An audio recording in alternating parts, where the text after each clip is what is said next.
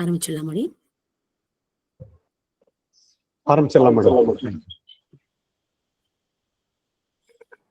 கருணாகர சூரீந்திர குருவர்ய பதாம்புஜாம் நவநீத நட்டோத்தம்சாம் குரு பங்கி ஸ்ரீயன்னுமஹா. நமஸ்தபாய். இன்றைய தினம் நெல்லை சஹஸ்ரநாம மண்டலியினுடைய 6வது வருஷ தொடக்கம் அப்படின்னு ஆச்சரியமான ஒரு கொண்டாட்டம் கார்த்தாலேருந்து நடந்துட்டு இருக்கு அப்படின்னு இப்ப சுவாமி சொன்னார். பார்க்கவும் கேட்கவும் மிக்க மிக்க சந்தோஷமா இருக்கு. 6 வருஷ காலம் ஒரு கைங்கரியம் நடக்கணும் அப்படின்னா அது பகவானுடைய சங்கல்பம் இல்லாமல் முடியாது. எப்ப இத்தனை பேர், கிட்டத்தட்ட 300 பேர் கூடியிருக்கா, இத்தனை பேர் கூடியிருந்து ஒரு காரியத்தை கார்த்தாலேருந்து பண்ணிட்டு இருக்கா, இத்தனை வருஷமா பண்ணிட்டு இருக்கா அப்படின்னா அது அந்த காரியத்தினுடைய உன்னதமான தன்மையை காமிக்கிறது, எல்லாருடைய உத்தமமான எண்ணங்களையும் காமிக்கிறது. எந்த ஒரு காரியமும் வேறு ஒரு பிரயோஜனத்தோட பண்ணினா அது சற்று காலம்தான் சரியா வரும், அதுக்கு மேல பெருசா பரிமளிக்கிறதுக்கு வாய்ப்பில்லை. ஆனா வேறு பிரயோஜனம் இல்லாமல் கைங்கரியமே ஸ்வயம் பிரயோஜனம் அப்படின்னு நினைச்சுட்டு பண்ணிட்டோமானா அது மேல மேல விகாசம் அடைஞ்சி விருத்தி அடைஞ்சி இந்த மாதிரி அழகா இத்தனை பேருக்கு அது போய் சேர்ந்து ஆச்சரியமா விளங்கும் அப்படிங்கிறதுக்கு இதெல்லாம் ஒரு அத்தாட்சி. ரொம்ப ஆச்சரியமா இருக்கு இந்த கோஷ்டியை பாக்குறதுக்கே. கார்த்தாலேருந்து என்னென்ன நிகழ்ச்சிகள் அப்படின்னு அடியன் பார்த்துட்டு இருந்தேன்.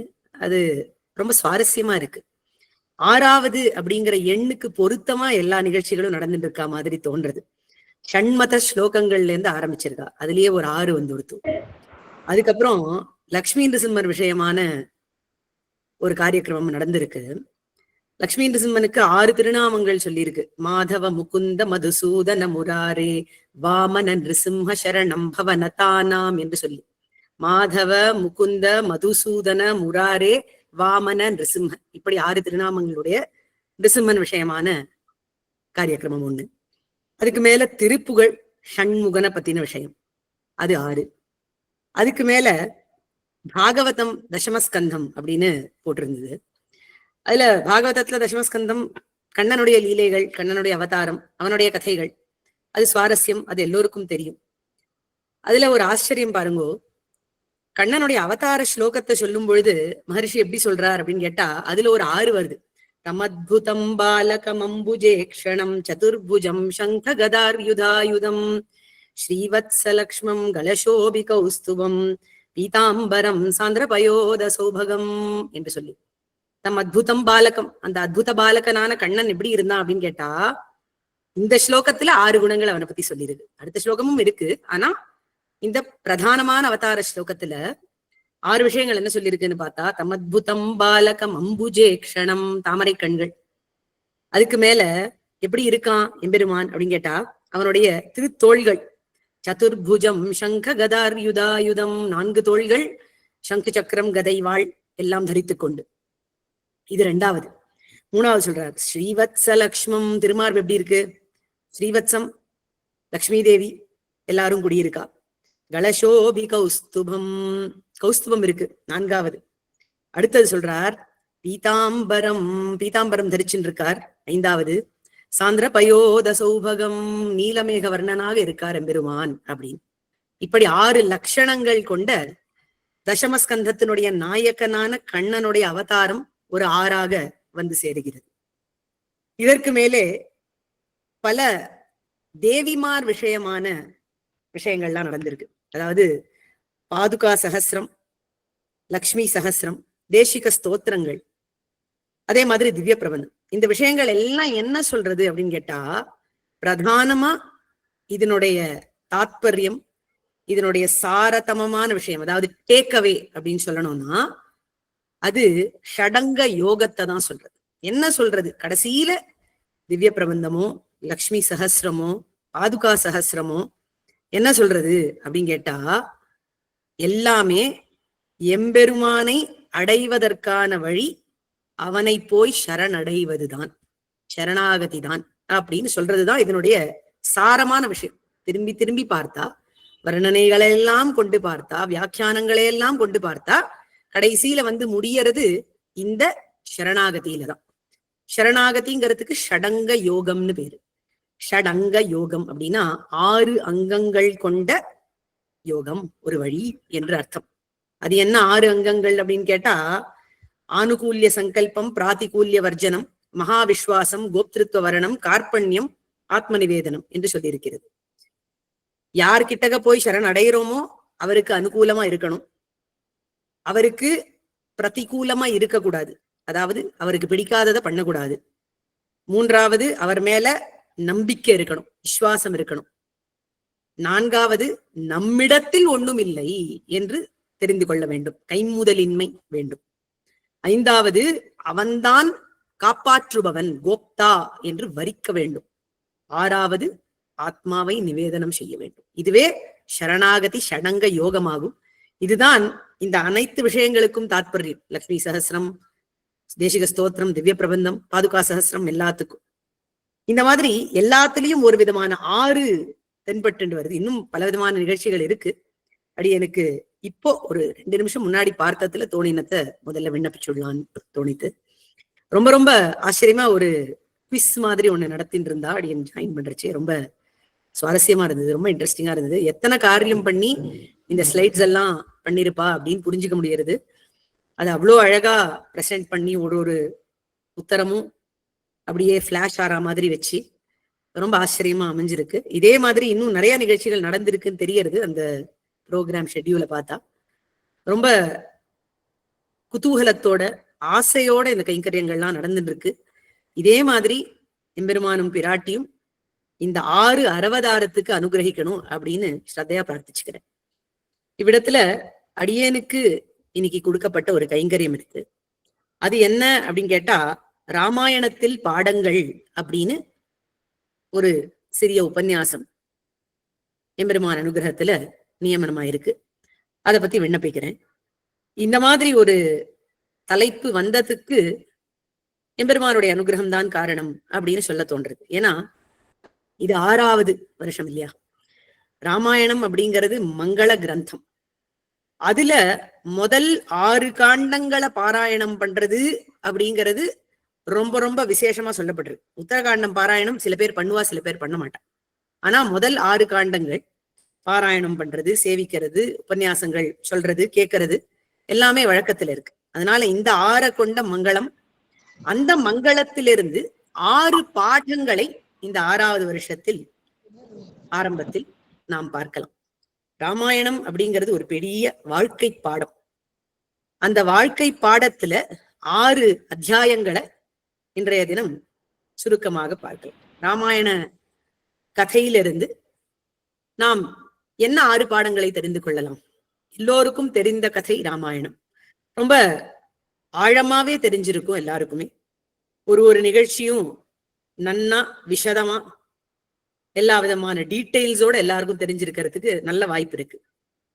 அதுல இருந்து என்னென்ன தாத்பரியங்கள் நாம் எடுத்து செல்லலாம், தினந்தோறும் வாழ்க்கைக்கு எதெல்லாம் உபயுக்தமாக இருக்கும் அப்படிங்கிறத பத்தி ஒரு சிறிய எடுத்துக்காட்டு. முதல்ல ராமரை காட்டுக்கு போ அப்படின்னு சொன்னார் தசரத சக்கரவர்த்தி. முதல் பாடம் இது, முதல் அத்தியாயம். இந்த முதல் அத்தியாயம் முதல் பாடம் என்ன அப்படின்னு கேட்டா, கலந்த உறுதி வேண்டும், அமைதி கலந்த உறுதி வேண்டும் அப்படிங்கிற பாடத்தை யார் சொல்லித்தரா? சாக்ஷாத் ராமபிரானே சொல்லித்தரார். இது எங்க சொல்லித்தரார் அப்படின்னு கேட்டா, தசரத சக்கரவர்த்தி ராமனை காட்டுக்கு போ அப்படின்னு சொன்ன சமயத்துல இங்க முதல்ல ஒரு கேள்வி. தசரதன் ராமரை பார்த்து காட்டுக்கு போ அப்படின்னு சொன்னாரா அப்படின்னு கேட்டா, அப்படி சொல்லல.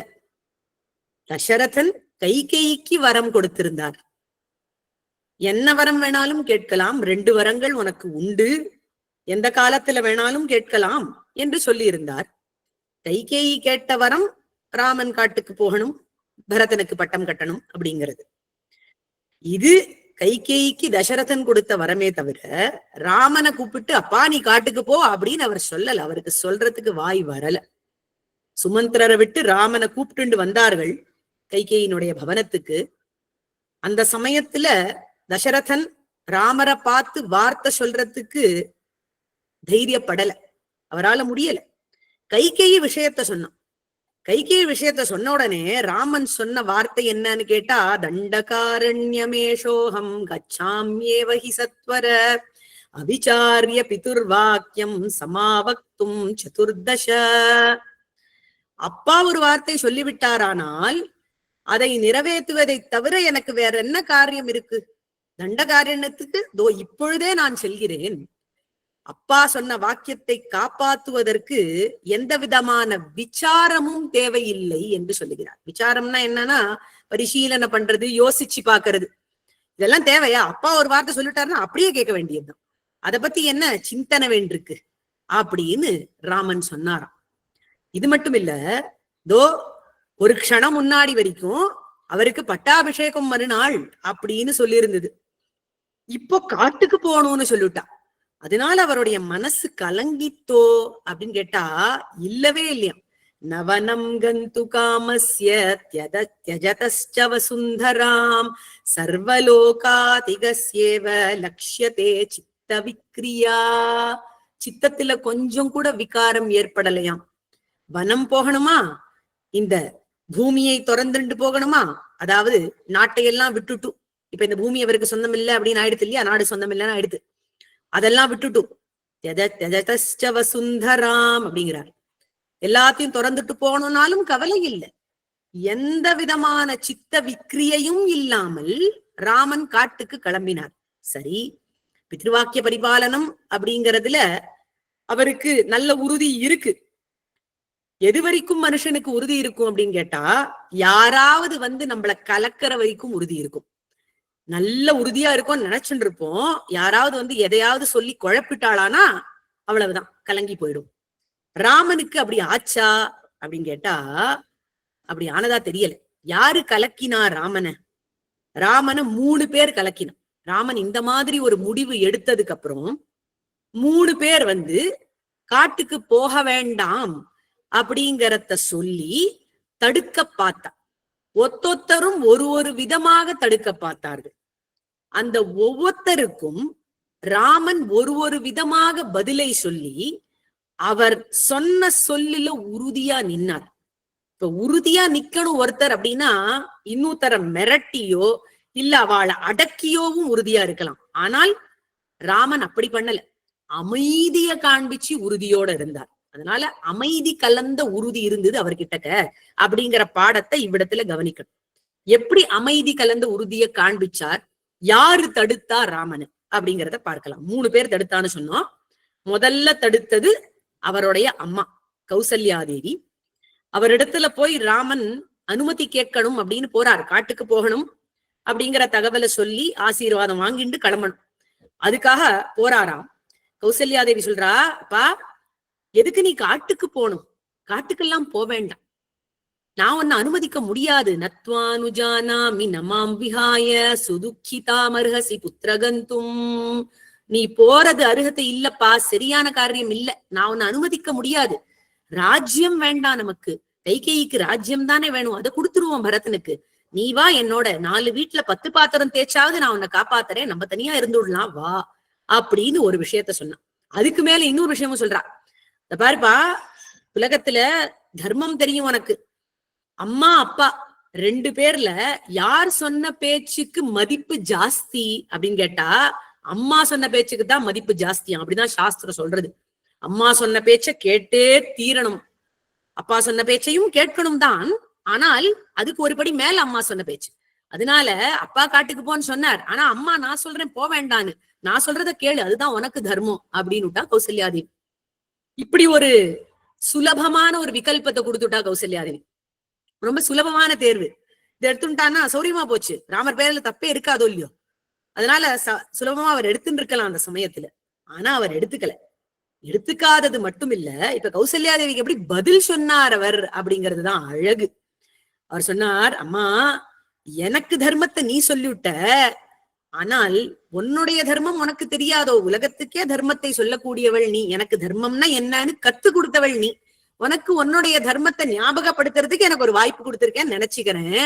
என்ன தர்மம் உனக்கு அப்படின்னா, நாஸ்தி சக்தி பித்ருவாக்கியம் சமதிக்ரமிதும் மம பிரசாதையே துவாம் சிரசா கந்துமிச்சாம்யஹம் வனம். அப்பா அப்படிங்கிறவர் உனக்கும் பெரியவர், எனக்கும் பெரியவர். நீயும் அப்பா சொல்ற பேச்ச கேட்கணும், நானும் அப்பா சொல்ற பேச்ச கேட்கணும். அதனால அப்பா சொல்றதுக்கு விரோதமா சொல்றது உனக்கு தர்மம் இல்லையேம்மா. இந்த மாதிரி தர்மங்களை எல்லாம் நீனா கத்து கொடுத்த எனக்கு, இப்பொழுது உனக்கு அதை ஞாபகப்படுத்துகிறேன் அப்படின்னு அமைதியா சொல்லி உறுதியா தன்னுடைய முடிவுல நின்னார். அடுத்தது தம்பி வந்து சேர்றார் லக்ஷ்மணர். அவருக்கு துளி கூட இஷ்டம் இல்ல ராமனை காட்டுக்கு அனுப்புறதுக்கு அல்லது காட்டுக்கு அவரோட எல்லாருமா போறதுக்கு. அதனால என்ன பண்ணினார் அப்படின்னு கேட்டா, அண்ணா இவாள்லாம் பண்றது அநியாயம். நீர் ராஜாவாக ஆகணும் அப்படிங்கிறது பிரஜைகளுடைய ஆசை, மந்திரிமார்களுடைய ஆசை. எல்லாரும் ஆசைப்படுறது ஒண்ணுதான், ராமன் ராஜாவா வரணும், ராமன் ராஜாவா வரணும் அப்படிங்கிறதுதான். அப்படி இருக்கும் பொழுது நான் தான் ராஜா அப்படின்னு நீயே எடுத்து சொல்லலாம், எல்லாருடைய ஆதரவும் உனக்கு கிடைக்கும், நான் உன்னோட பக்கபலமா நிக்கிறேன், எல்லா சேனையும் வரும், அதனால நீரே ராஜாவா ஆயிடுறது சரியா இருக்கும். தாவதேவமயா சாதம் ஆத்மஸ்தம் குருசாசனம், நீயே போய் சாசனம் செய்ய வேண்டியது அப்படின்னு சொல்லிவிட்டார் லக்ஷ்மணர். அதுக்கு ராமர் எப்படி பதில் சொன்னார் அப்படின்னு பார்க்கணும். குருஷ்ச ராஜா ச பிதா ச விருத்தஹ க்ரோதாபஹர்ஷா ததவாபி காமாத் யத்யாதிஷேத் கார்யம் அவேக்ஷ்ய தர்ம கஸ்தம் ந குர்யாத் அனுஷம்ச விருத்திஹி. அப்பா, ஒருத்தர் பெரியவர், குருனா பெரியவர், ராஜா, பிதா, விருத்தர் வயோதிகர், வயசுலயும் பெரியவர், பொசிஷன்ல பெரியவர் குருனா, அடுத்தது விருத்தர்னா வயசுல பெரியவர், எல்லா விதத்திலையும் பெரியவர் ஒருத்தர் இருக்கார். அவர் ஒரு விஷயத்த சொன்னாரானா அதை கேட்கறது எல்லாருக்கும் தகும், எல்லாரும் கேட்க வேண்டியது. இப்போ இந்த இடத்துல இருக்கிறவர் யாரு? அவர் குரு, அவர் ராஜா, அவர் பிதா, அவர் விருத்தர், 4 சேர்ந்து ஒருத்தர் கிட்ட இருக்கு. அப்போ அவர் சொல்றத நம்ம மீறி நடக்கிறது சரியா இருக்குமா? யாரோட ஆதரவு வேணா இருக்கட்டும், இப்படி ஒரு பெரியவர் சொல்லி நாம் கேட்காமல் போனோமானால் இந்த ஆதரத்துக்கெல்லாம் நாம் பிறகு பாத்திரமாக இருக்க மாட்டோம். ஏன் ஜனங்கள் நம்மளை ஆதரிக்கிறார்கள் என்று கேட்டால், இந்த மாதிரி தர்மங்களை நாம் கடைபிடிப்பதனால்தான். இந்த தர்மத்தை நாம் விட்டுவிட்டோமானால் நீ பேசக்கூடிய ஆதரவு நமக்கு கிடைக்காமல் போயிடும், அதனால் அது சரியில்லை என்று சொல்லி லக்ஷ்மணனையும் அடக்கிவிட்டார் ராமர். எப்படி சொன்னார்? முதல்ல தாயார் ஒரு சுலபமான விகல்பத்தை கொடுத்தா, அத ரொம்ப ஆதரத்தோட அவளுக்கு தர்மத்தை ஞாபகப்படுத்தி மறுத்தார். அடுத்தது தம்பி, இவருக்கு அனுகூலமா உலகமே நிக்கிறதுன்னு சொன்னார். அப்போ அந்த தம்பி கிட்டக்க இந்த ஆனுகூல்யத்துக்கு காரணமான தர்மத்தை கடைபிடிக்க வேண்டும்னு சொல்லி நிறுத்தினார். அடுத்தது இன்னொரு தம்பி வந்தார், பரதன். அவர் என்ன சொன்னார்? அவர் சாத்விகர். அவர் சொல்றார், ராமா, உம்முடைய தர்மத்துக்கு ஒரு விதமான கொலைவும் வராமல் இந்த காரியத்தை பண்ணலாம், உமக்கு பதிலா அடியேன் காட்டுக்கு போறேன் அப்படின்னு சொன்னார் பரதன். நீர் போக வேண்டாம், உமக்கு பதிலா நான் காட்டுக்கு போறேன்னு சொன்னாரா பரதன்? அப்போ இருந்தாரா பரதன் அங்க காட்டுக்கு போன்னு சொல்றச்சே? இல்லையே. எப்ப சொன்னார் பரதன் இந்த வார்த்தைன்னு கேட்டா, சித்திரக்கூட்டத்துல சொன்னார். சித்திரக்கூட்டத்துக்கு ராமன் போயாச்சு, காட்டுக்கெல்லாம் போயாச்சு, அங்க பார்க்க வரார் பரதன். இப்போ இனிமேல இருந்து இந்த 14 வருஷங்களை நான் கடைபிடிக்கிறேன் வனவாசத்தை, நீர் அரண்மனைக்கு போய் அரசாளும் அப்படின்னு சொல்லி பிரார்த்தனை பண்ணினார் பரதன். அந்த சமயத்துல சொல்றார், அகமேவ நிவத்ஸ்யாமி சதுர்தச வனே சமாஹ, நானே காட்டிலே வசிக்கிறேன் 14 வருஷங்கள், உம்முடைய இடத்துல உமக்கு பிரதிநிதியாய் நான் இருந்து வாசம் செய்கிறேன் காட்டிலே என்று சொன்னார். அப்படி இருந்தா பித்ருவாக்கிய பரிபாலனத்துக்கும் பங்கம் வராது, உம்முடைய பிரதிஜைக்கும் பங்கம் வராமல் உமக்கு பதிலா நான் இருக்கிறேன் அப்படின்னு ரொம்ப அழகா சொன்னார். இதை மறுக்கிறது இன்னும் கஷ்டமா போச்சு. ஆனால் ராமன் மறுத்தார். எப்படி மறுத்தார்? விக்ரீதம் ஆஹிதம் கிரீதம் யத் பித்ரா ஜீவிதம் மம நதல்லோபயித்தும் சக்யம் மயாவா பரதேனவா. அப்பா, நம்மளுடைய அப்பா ஒரு விஷயத்த வித்தாலோ வாங்கினாலோ இல்ல சேர்த்து வச்சாலோ அத அவருடைய காலத்துக்கு பிறகு மாத்தறதுக்கு உனக்கோ எனக்கோ அருகதை கிடையாது அப்படின்னு. அப்பா சொன்ன வாக்கியம் ராமன் காட்டுக்கு போகணும், பரதன் அரசாளணும் அப்படிங்கிறது. அவர் சொல்லிட்டு போயாச்சு. இனிமே அவர் சொன்ன வார்த்தையை மாத்துறதுக்கு உனக்கும் சக்தி இல்ல, எனக்கும் சக்தி இல்ல. லா பாயிண்ட் பேசிட்டார் ராமர் இந்த இடத்துல. ரொம்ப அழகா இப்படி நியாயத்தை பேசி, முதல் 2 இடத்துல தர்மத்தை சொல்லி சமாளிச்சார். இவ்விடத்துல நியாயத்தை பேசி பரதனுக்கு அறிவுரையை ரொம்பவும் உறுதியாக நின்னார். தான் எடுத்த அந்த முடிவுல அமைதியாக உறுதியாக நின்னார் ராமபிரான். இப்படி அமைதியும் உறுதியும் வாழ்வில் வேண்டும் அப்படிங்கிற முதல் பாடத்தை பார்த்தோம். அடுத்த பாடம் பேசுவது எப்படி அப்படிங்கிறது. இந்த பாடத்தை யாரு கத்து கொடுத்தா அப்படின்னு கேட்டா ஜட்டாயு. ஜட்டாயு சீதைய காப்பாத்த போகும் பொழுது குத்துயிரும் கொலையுருமா ஆகி கீழே விழுந்துட்டார். காப்பாத்த முடியல சீதைய. ஆனா உயிரை கையில பிடிச்சு ராமனுக்கு தகவல் சொல்லணும் அப்படிங்கிறதுக்காக ராமன் தேடிண்டு வரார். தேடிண்டு வந்த அந்த ராமபிரானை முதல்ல பார்த்த உடனே ஜட்டாயு அந்த நிலைமையில சொன்ன வார்த்தை என்னன்னு கேட்டா, யாமோஷதீவ ஆயுஷ்மன் அன்வேஷசி மகாவனே சாதேவி மமச்ச பிராணாஹா ராவணேன உபயம் ஹிருதம். அப்பா ராமா, ஆயுஷ்மன் அப்படின்னு கூப்பிடுறார். ஏன்னா இவர் சொல்ல போற தகவல் ராமனுடைய மனசை கலக்கி அவருக்கு ஆயுசு குறைஞ்சு போயிடுமோன்னு ஒரு பயம் வந்துடுத்து. பிதாஸ்தானத்துல இருக்கார் ஜட்டாயு. ராமனுக்கு இப்ப செய்தி சொல்ல போறார், சீதையை அபரிச்சுட்டு போயிட்டான் ராவணன் அப்படிங்கிறத சொல்ல போறார். அதை கேட்டு இவருக்கு ஏதாவது உடம்பு சரியில்லாம போயிட்டு போறதே பயந்துண்டு ஆயுஷ்மன் அப்படின்னு மங்களாசாசனம் பண்றார். முதல்ல யார்கிட்டயாவது பேசுறச்சே நல்வார்த்தையோட ஆரம்பிக்கணுமா பேசுவது எப்படி அப்படிங்கிறதுக்கு முதல் பாடம். அது மட்டும் இல்ல, கிறிஸ்பா சொல்லணும். இவருக்கு இப்ப அவகாசம் ரொம்ப குறைச்சல், சில நொடிகள் தான் அவருடைய ஆயுசு இருக்க போறது. அதுக்குள்ள தகவலை சொல்லி ஆகணும். அதனால சொல்றார், சாதேவி மமச்ச பிராணாஹா ராவணேன உபயம் ஹிருதம். அந்த தேவியாகிற சீதையையும் என்னுடைய பிராணனையும் சேர்த்து ராவணன் கொண்டு போனான் அப்படின்னு சொல்லிட்டார். இப்ப எல்லா ஸ்டோரியும் அதுக்குள்ள ராவணன் தூக்கிட்டு போனா, சண்டை போட்டார், இந்த நிலைமைக்கு ஆளாயிட்டார், எல்லாம் தெரிஞ்சு போச்சு.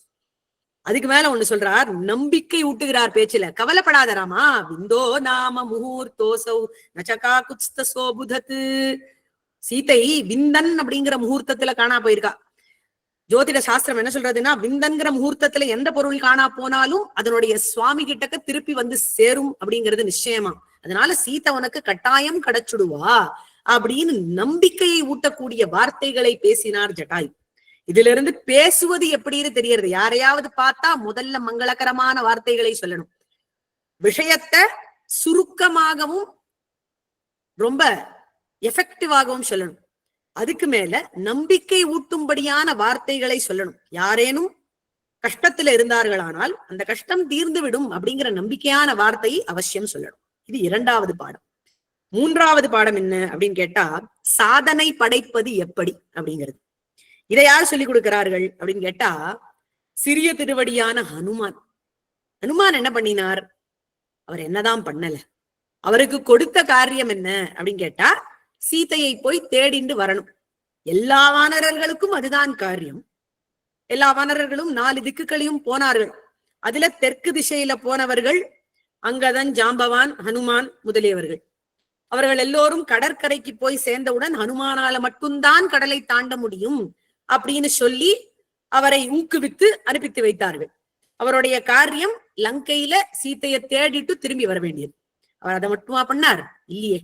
முதல் காரியம் சீதாதேவி இருந்த அந்த நிலைமையில இருந்து அவரை காப்பாத்தினார். சீதாதேவி உயிரை விடலாமான்னு நினைச்சுட்டு இருக்கிற சமயத்துல ஹனுமான் அவ்விடத்துல ஆவிர்வவிச்சு அவருக்கு நம்பிக்கை ஊட்டி அவருக்கு இந்த கனையாழிய கொடுத்து அவர் கொடுத்த சூடாமணியை வாங்கிட்டு சந்தோஷமா திரும்பி வந்திருக்கலாம். ஆனா அவர் அப்படி பண்ணல. என்ன பண்ணார்? அசோகவனத்தை அழித்தார், அக்ஷனை மாய்த்தார். அதுக்கு மேல இந்திரஜித் சேர்ந்தான். பிரம்மாஸ்திரத்துக்கு கட்டுண்டா மாதிரி கட்டுண்டார். ராவணனுடைய சபைக்கு போனார். அவருடைய வீரியம் எல்லாத்தையும் காண்பித்தார். அவருடைய வாளுக்கு நெருப்பு வைக்கிறேன்னு ஆரம்பிச்ச உடனே லங்கை முழுக்க எரித்து விட்டு விஜய வெற்றியோட திரும்பி சேர்ந்தார். எவ்வளவு அழகா பண்ணினாருத்தா அப்படின்னு கேட்டா, வால்மீகி பகவான் சொல்றார், காரியே கர்மணி நிர்வித்தே யோபகுன்யபி சாதயேத் காரியா விரோதேன சகாரியம் கர்த்துமர்ஹதி. நல்ல காரியம் பண்ண தெரிஞ்சவன் அப்படின்னா யாருன்னு கேட்டா, காரியே கர்மணி நிர்வித்தே யோ பகுன்யபி சாதயேத். சொன்ன காரியத்தை காட்டிலும் பகுவாக செய்து கொடுப்பவன் தான் நல்ல வேலைக்காரன். வெட்டிண்டுவானா கட்டிண்டு வரணும், எள்ளுனா எண்ணெயா நிக்கணும், அவன் தான் நல்ல வேலைக்காரன். பண்ணாரா அப்படி ஹனுமான்? கரெக்ட். ஆனால் இப்படி பண்ணும் பொழுது எந்த காரியத்துக்கு உண்மையாக போயிருக்கோமோ அந்த காரியம் அடிபட்டு விடக்கூடாது. பூரிய காரியா விரோதேன பூர்வகாரிய அவிரோதேன அப்படிங்கிறார். என்ன காரியத்தை சொல்லியிருக்காளோ அதுக்கு ஒரு கேடு வந்துவிடக்கூடாது.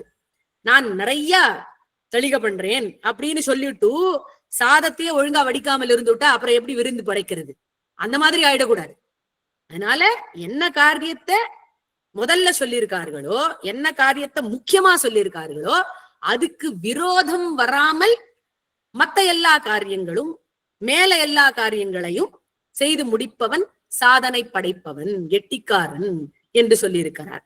அப்பேற்பட்ட சாதனை படைப்பது எப்படி என்று கேட்டால் ஹனுமானை போல சாதனை படைக்க வேண்டும். அந்த காரியத்தை முதல்ல முடிச்சுட்டு அதுக்கு மேல எவ்வளவு முடியுமோ, எவ்வளவு சாமர்த்தியமா முடியுமோ, எவ்வளவு சீக்கிரம் முடியுமோ அதை பண்ணிட்டு வரணும். இது 3வது பாடம்.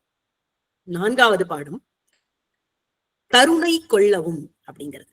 வாழ்வில் கருணை மிகவும் முக்கியம். இதை யார் காண்பித்து கொடுக்கிறார் அப்படின்னு கேட்ட சீதா பிராட்டி. சீதா பிராட்டியினுடைய கருணைக்கு எல்லை உண்டா? அசோகவனத்துல அந்த 10 மாசம் இந்த ராட்சசிகள் எல்லோரும் அவளை எப்படியெல்லாம் துன்புறுத்தினார்கள் அப்படிங்கிறத வர்ணிக்கவே முடியாது. ஒவ்வொருத்தையும் பார்க்கவே பயங்கரமா இருப்பார்களாம். வயத்துல மூக்கு இருக்கும், கண்ணு தலைக்கு மேல இருக்கும், கொம்பெல்லாம் இருக்கும், பயங்கரமா சிரிப்பார்கள், ரத்தம் சொட்டும், தோற்றமே அவ்வளவு பயங்கரமா இருக்கும். அதுக்கு மேல அவர்கள் பேசக்கூடிய வார்த்தைகள் கர்ண கொடூரமா இருக்கும். எல்லாத்த விட பயங்கரமா ராவணம் பஜ பர்த்தாரம் அப்படின்னு சொல்லி சொல்லி துன்புறுத்துவார்கள் பிராட்டியை. இது எல்லாத்தையும் கேட்டு இருந்தா 10 மாசம். இத ஹனுமான் சீதையை சந்திக்க வரும்பொழுது கவனிச்சார். முதல் தடவை சந்திக்க வரும்பொழுது பார்த்து வச்சுட்டார். என்னெல்லாம் படுத்துறாய் வா அப்படின்னு அவருக்கு ரொம்ப கோபம். ஆனா அந்த சமயத்துல ஒண்ணும் பண்ண முடியல. அப்புறம் மறுபடியும் ஒரு தடவை ஹனுமான் வந்து சேர்றார் சீதா பிராட்டி கிட்ட. அது எப்போன்னு கேட்டா, ராமன் ராவணனை மாய்த்து வெற்றி அடைஞ்ச பிறகு வெற்றி செய்தியை சொல்லுவதற்கு மறுபடியும் அசோகவனம் வந்து சேருகிறார். அப்போ இவருக்கு சந்தோஷம் தாங்கல. சீதா பிராட்டியும் மிகவும் சந்தோஷப்பட்டாள். என்ன வேணும் உனக்கு ஹனுமானே அப்படின்னு கேட்டா. அப்போ ஹனுமார் ஒரு விண்ணப்பம் செய்தார். அம்மா, எனக்கு ஒரு அனுமதி கொடுங்கள். உங்களை இத்தனை நாளா துன்புறுத்தின் இருந்த இந்த ராட்சசிகளை எல்லாம் நான் ஒரு கை பார்க்கணும். இவாளையெல்லாம் கடிச்சு கொதறி மூக்கையெல்லாம் பிடுங்கி எந்தெந்த தோற்றத்தை எல்லாம் காண்பிச்சு உங்களை எல்லாம் பயமுறுத்தினார்களோ அதையெல்லாம் நாட்டம் பண்ணணும். எனக்கு அனுமதி கொடுங்கள் அப்படின்னு கேட்டாராம். சீதா பிராட்டி பட்ட கஷ்டத்துக்கு அவளுக்கு கோபம் வந்து நன்னா செய் அப்படின்னு சொல்லியிருக்கணும். ஆனால் அப்படி செஞ்சாளோ? அப்படி செய்யல. அவள் சொன்ன வார்த்தை நாம் எல்லோரும் எப்பொழுதும் ஞாபகம் வைத்துக் கொள்ள வேண்டிய வார்த்தை. பாப்பா நாம் வா சுபா நாம் வா வதாரா நாம் பிளவங்கமா காரியம் கருணமாரியேன நகஸ்சின் அபராத்யதி. ஆச்சரியமான வாக்கியங்கள். இவ்வுலகத்துல தப்பு செய்யாதவர்கள் யாரு அப்படின்னு கேட்கிறா பிராட்டி. இவாள்னா யாரு? ராவணனுடைய வேலைக்காரிகள். அவன் சொன்னதை செய்யறதுதான் அவர்களுக்கு தர்மம். இவாள்லாம் என்ன எங்கிட்ட விரோதம் பாராட்டி இப்படி பண்ணினாளா? இல்லையே. அவளுக்கு கொடுத்த வேலையை அவ செஞ்சா. அதுக்கு போய் அவ மேல பாப்பம் சொல்லக்கூடாது. மேலும் பாப்பமோ சுபமோ எதுவா இருந்தாலும் ஒரு கால் வதம் செய்யற அளவுக்கு பாப்பம் செய்திருந்தால் கூட அவர்களை மன்னிக்க கத்துக்கொள்ள வேண்டும். ஏன்னா இந்த உலகத்துல தப்பு செய்யாதவர்களே கிடையாது. தப்பு செய்யறது மனித இயல்பு, ராட்சச இயல்பு. ராட்சசர்களுக்கு இன்னுமே இயல்பு. அதனால நகஸ்சின் அபராத்யதி இதுதான் மோட்டோவா இருக்கணும் வாழ்க்கையில. யாருதான் தப்பு செய்வதில்லை. தப்பு செஞ்சால் மன்னித்து விட வேண்டும். நமக்கு எப்போலாம் அவகாசம் கிடைக்கிறதோ, எப்போலாம் நம்மளுடைய கை ஓங்கி இருக்கோ அந்த சமயத்துல அபராதிகளை தண்டிக்கணும்னு வச்சுக்காமல் மன்னிச்சு விட்டுட்டா அவர்கள் திருந்தறதுக்கு ஒரு வாய்ப்பு கிடைக்கும். அதனால எப்பொழுதும் இந்த விஷயத்தை, இந்த 4வது பாடத்தை ஞாபகம் வைத்துக் கொள்ள வேண்டும். நகஸ்சின் அபராத்யதி, கருணை கொள்ளவும் அப்படிங்கிறது. அடுத்தது 5வதான ஒரு பாடம் என்ன அப்படின்னு கேட்டா, உத்தமமான நட்பு எப்படி இருக்க வேண்டும் அப்படிங்கிறது. உத்தமமான நட்பு எப்படி இருக்க வேண்டும் அப்படிங்கறத எங்க பார்க்கலாம் அப்படின்னு கேட்டா, ராம சுக்ரீவ நட்புல பார்க்கலாம். ராமனும் சுக்ரீவனும் எப்பொழுது நட்பு கொண்டார்கள் அப்படின்னு கேட்டா, சீதையவர் தேடிண்டே வரும்பொழுது பம்பா நதி கரையில ஹனுமானை பார்த்து சுக்ரீவன் கிட்ட அழைச்சுண்டு போறார். சுக்ரீவனும் தான் இருக்கக்கூடிய நிலைமையை சொன்னார். அவருக்கும் ஒரு கஷ்டம் வாலினால அப்படின்னு சொன்னார். 2 பேரும் உறுதிமொழி கூறி நட்பு கொள்ளலாம் அப்படின்னு அக்னிய மூட்டி அக்னி சாட்சியா மைத்திரி கொண்டார்கள். அப்போ ஒரு மித்திரன் கிட்டக்க எப்படி இருந்தாருங்கிறத வர்ணிக்கும் பொழுது சுவாமி தேசிகன் சொல்றார், தரணி சுத சரணா கதி பரதந்திரி கிருத சுவாதந்திரியா என்று சொல்லுகிறார்.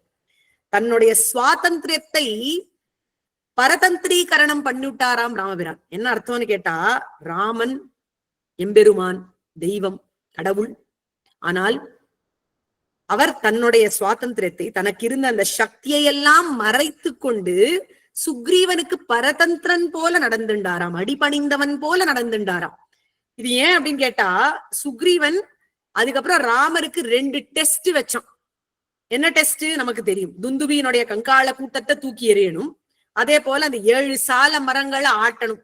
இதெல்லாம் வாலி செஞ்சா, இதெல்லாம் உன்னால செய்ய முடிஞ்சா நீ வாலி வதம் பண்றதுக்கு அருகன் அப்படிங்கறத சுக்ரீவன் சொன்னான். நான் கூசாமல் சொன்னான். சரி, இப்பேற்பட்ட வீரன் நான் என்ன போய் இப்படி சந்தேகப்படுறிய அப்படின்னு ராமன் கேட்கல. அப்படியா, உனக்கு காண்பிக்கணுமா, உனக்கு நம்பிக்கை வரவழைக்கணுமா, செய்யறேன் அப்படின்னு செஞ்சார். ஒரு நண்பன் கிட்டக்க இப்படிதான் பழகணும். நண்பன் என்ன சொன்னாலும் அதை பிரீத்தியுடன் ஏற்றுக்கொள்ள வேண்டும். இதுதான் நட்பின் இலக்கணம் என்று காண்பித்துக் கொடுத்தார் ராமபிரான். இது 5ஆவதான பாடம். இதுக்கு மேல 6ஆவது பாட்டம் ஒண்ணு இருக்கு. அந்த 6ஆவது பாட்டம்ங்கிறது ஒரு செட்.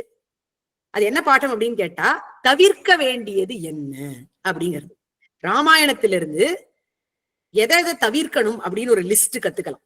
4 விஷயங்கள். அதுல முதல் விஷயம் என்ன அப்படின்னு கேட்டா, அவசரப்படாதே அப்படிங்கிறது. அவசரப்படுவதை தவிர்க்க வேண்டும். இதை யார்கிட்ட இருந்து கத்துக்கிறது அப்படின்னு கேட்டா, தசரதன் கிட்ட இருந்து கத்துக்கலாம். தசரதன் 2 பேர்கிட்ட அவசரப்பட்டு வாக்கு கொடுத்தார். யாரவான்னு கேட்டா, முதல்ல விஸ்வாமித்திரர், அதுக்கு முன்னாடியே கைகேயிக்கு வரம் கொடுத்தார், அவசரப்பட்டு கொடுத்து விட்டார். அதை பார்த்தோம் கொஞ்ச நாளைக்கு முன்னாடி. அதே போல விஸ்வாமித்திரருக்கும் அவசரப்பட்டு வாக்கு கொடுத்துட்டார். கம்சதே பரமம் காமம் கரோமி கிமுஹர்ஷிதா, உமக்கு நான் என்ன செய்ய வேண்டும் நியமனம் செய்யுங்கள், ஆணையிடுங்கள் அப்படின்னு சொல்லிவிட்டார். வந்த உடனே விஸ்வாமித்திரர் ராமரை கேட்க வந்திருக்கார். ராமரை கேட்ட உடனே சும்மா இருந்தார் தசரதர். ஊனசோடச வருஷோ மே ராமோ ராஜீவலோச்சனா அப்படின்னு அழ ஆரம்பிச்சுட்டார். அதனால கொடுப்பதற்கு சக்தி இருக்கா இல்லையான்னு தெரியறதுக்கு முன்னாடி வாக்கு கொடுக்க கூடாது, அவசரப்படக்கூடாது. அது முதல் விஷயம். இந்த 6ஆவது பாடத்துல அந்த செட்டில் இருக்கிற முதல் பாயிண்ட் அது. அடுத்தது என்ன அப்படின்னு கேட்டா, அசூயை கொள்ளாதே, அசூயையை தவிர்க்க வேண்டும். யார்கிட்ட இருந்து இது நமக்கு தெரியறதுன்னு கேட்டா, கைகேயி கிட்ட இருந்து தெரியறது. கைகேயின்றவ ராமன் மேல மிகவும் பிரீத்தி வச்சுட்டு இருந்தான். பரதனை காட்டிலும் ராமனை பிடிக்கும் அவளுக்கு. எது வரைக்கும் அப்படின்னு கேட்டா, மந்தர ஒரு வார்த்தை சொல்ற வரைக்கும்.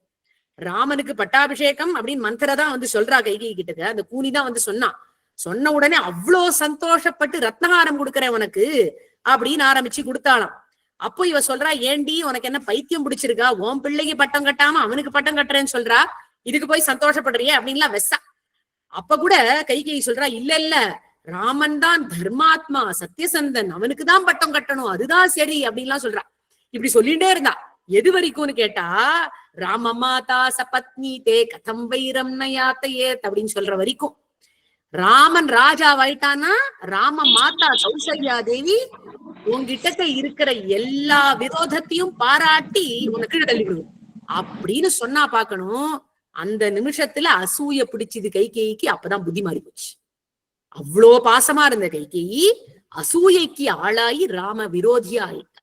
அதனால அசூயை கொள்ளாதே அப்படின்னு கைகேயி கிட்ட இருந்து புரியுது.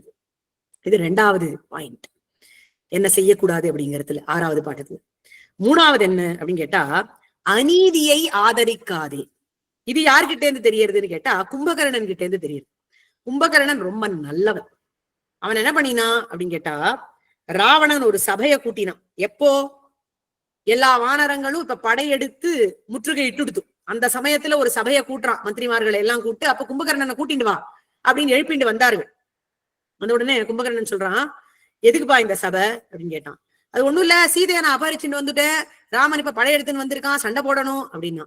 இந்த கூட்டத்தை நீ எப்ப கூட்டியிருக்கணும், சீதையை அபகரணம் பண்ணணுமா வேண்டாமா அப்படின்னு கேட்டு கூட்டியிருந்தியானா நான் சொல்லியிருப்பேன், அதெல்லாம் பண்ணக்கூடாது, நீ பண்ண காரியம் தப்பு அப்படின்னா கும்பகர்ணன். ராவணன் ஆடி போயிட்டான். என்னடா இப்படி சொல்ற அப்படின்னா.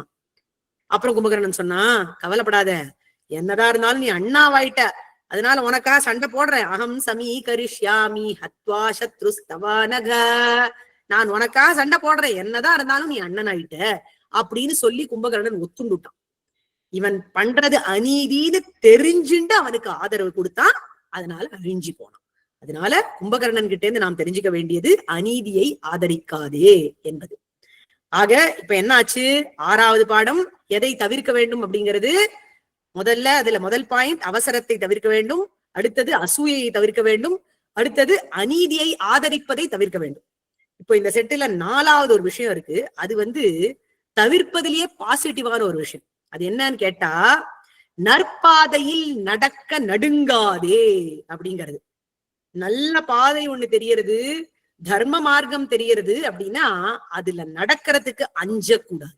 இது யார்கிட்ட இருந்து தெரியறதுன்னு கேட்டா, விபீஷண ஆழ்வான் கிட்ட இருந்து தெரியறது. விபீஷண ஆழ்வான் என்ன பண்ணினார்? இதே போல ராவணன் சொன்னதை எதிர்த்தார். அந்த எதிர்ப்பை உறுதியாக கடைபிடித்து பரித்யக்தாமயாலங்கா அப்படின்னு கிளம்பி எல்லாவற்றையும் விட்டுவிட்டு நிவேதயமாம் க்ஷிப்ரம் விபீஷணம் உபஸ்திதம் சர்வலோக சரண்யாய ராகவாய மகாத்மனே என்று சொல்லி ராமனை போய் சரணடைந்தார். அவர் நற்கதிக்கு ஆளாக ஆனார். எம்பெருமானை போய் அடைந்தார். அவருக்கு கிடைச்ச உன்னதமான பதவி வேற யாருக்கும் இன்று வரை கிடையாது. இன்றும் சிரஞ்சீவியாக ராமபக்தனாக வாழ்ந்து கொண்டு வருகிறார். அப்பேற்பட்ட நற்பாதையில் நடக்க நடுங்காதே அப்படிங்கிறது இதுல இருக்கிற 4வது பாயிண்ட். ஆக இந்த 6 விஷயங்கள் என்ன நாம் பார்த்தோம் இன்றைய தினம்? 6 பாடங்கள் அப்படின்னு பார்த்தோமானா, முதலில் அமைதியும் உறுதியும் வேண்டும் அப்படிங்கிறது. 2வது பேசுவது எப்படி அப்படிங்கிறது. முதல் விஷயத்தை நமக்கு காண்பித்து கொடுத்தது ராமரே. 2வது பேசுவது எப்படின்னு காண்பித்து கொடுத்தது ஜட்டாயு. 3வது சாதனை படைப்பது எப்படி என்பதை காண்பித்து கொடுத்தது ஹனுமான். 4வது கருணை கொள்வது எப்படி என்று காண்பித்து கொடுத்தது சீதாதேவி. 5வது நட்பின் இலக்கணம் என்ன என்று காண்பித்து கொடுத்தது மறுபடியும் ராமபிரான். 6வது தவிர்க்க வேண்டியது என்னது அப்படிங்கிறதை காண்பித்து கொடுத்தவர்கள் தசரதன். அவசரப்படாதே என்பதை காண்பித்து கொடுத்தார். கைகேயி அசூயை கொள்ளாதே என்று காண்பித்து கொடுத்தார். கும்பகர்ணன் அநீதியை ஆதரிக்காதே என்று காண்பித்து கொடுத்தார். விபீஷணன் நற்பாதையில் நடக்க நடுங்காதே என்பதை காண்பித்து கொடுத்தார். இப்பேற்பட்ட ராமாயணத்தில் 6 பாடங்களை இந்த 6வது வருஷம் ஆரம்பத்தில் நாம் பார்த்திருக்கிறோம்.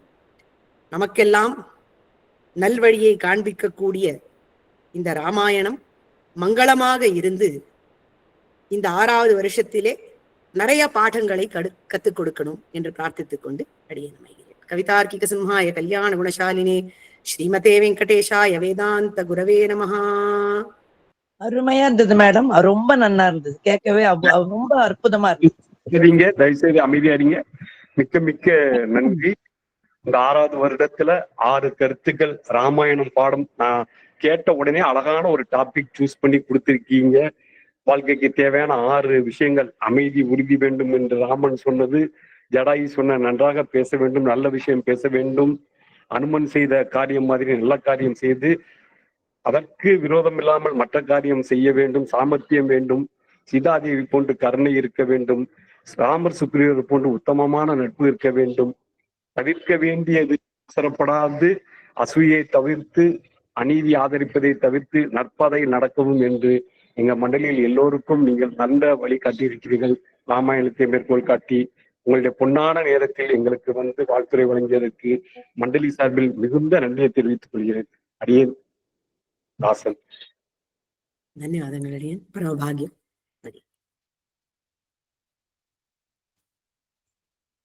அடியேன் மேடம் தாசானு அடியேன் சூப்பரா இருந்தது கிளாஸ்.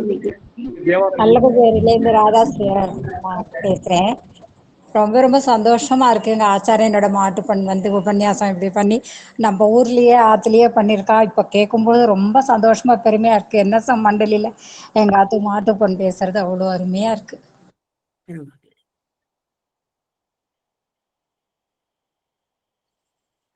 அப்பப்பா எங்களுக்கு இது மாதிரி சொல்லுங்க மேடம். அப்பதான் நம்மளும் ஒரு குடும்பத்துல எப்படி போலாங்கிறது தெரிஞ்சுக்கலாம். ரொம்ப அழகா இருக்கு, ரொம்ப சூப்பரா. நன்றி நன்றி. தயவுசெய்து கொஞ்சம் பொறுமையாக இருங்க. அடுத்த நிகழ்ச்சி ஆரம்பிக்கணும். தேவாரம் ராமலட்சுமி மேடம், நீங்க ஆரம்பிக்கலாம். நன்றி நன்றி. சிவாய நமக சார். திருச்சிற்றம்பலம் ஆரம்பிக்கலாம். தரணி மேடம். சிவாய நமக. திருச்சிற்றம்பலம் பிரியதர்ஷினி.